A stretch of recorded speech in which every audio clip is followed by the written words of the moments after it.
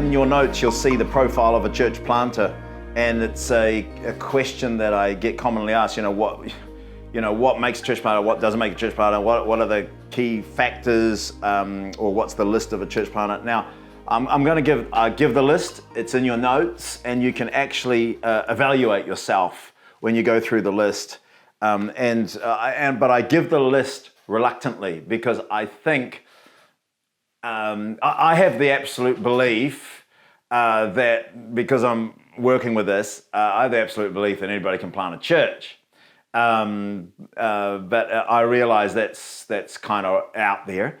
But there are so many different kinds of personality types and different peoples and things. So that's why I give the list reluctantly, because sometimes we think people couldn't actually plant, and they're actually planting a really good church, and it's really exciting to see them, and they're multiplying and so on and so forth. I know people who can speak well who plant churches. I know people who don't speak that well. They're not very engaging. They're not very good communicators, but they've learned to communicate, and they're just amazing. In fact, I know one world leader who's probably actually a little boring, and he knows that himself, but he's from his stables of was his one church that he started.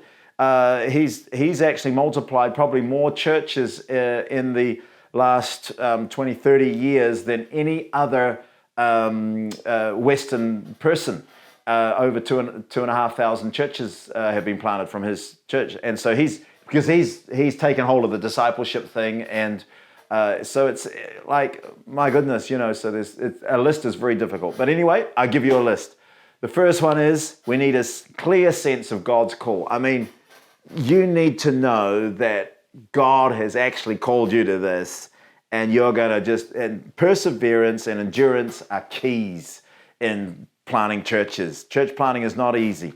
And the call of God pushes me to plant churches And if you can do anything else, well, then please do that, but if you just are constrained, you've got to plant this. You're hungry and you're thirsty to plant this church. Just go for it, So there's something, you need a clear sense of God's call. You need to be a self-starter. You need to know how to work your day and your week. You need to take initiative. There's the pioneering thing, and you need to be able to start from nothing and make it into something and for God's glory. Number 3, have a high level of faith. And we're talking about a person who just believes God, and you believe that God is able to do this no matter what. The impossible becomes possible.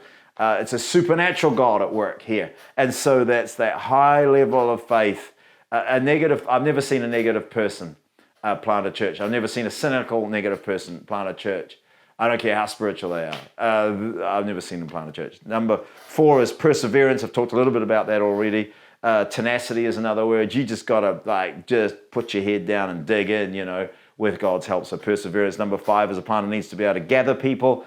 If you scatter people, there are things that scatter, but there are also things that gather. You need to love people and just visit people and get out from the computer. Forget the computer. You need to go visit and love people and put an arm around their shoulder. A church planter is well liked. That's the key.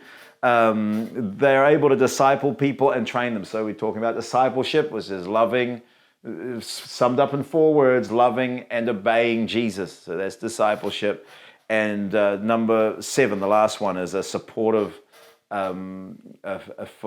family, supportive wife, supportive husband, if you're the female planting a church.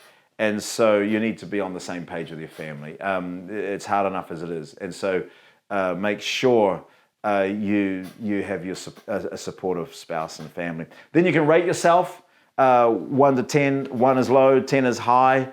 And if you end up with 35 or less, you really need to rethink leading a church plant. So ask a family member or a friend to rate you as well. That would be helpful. That would be really helpful.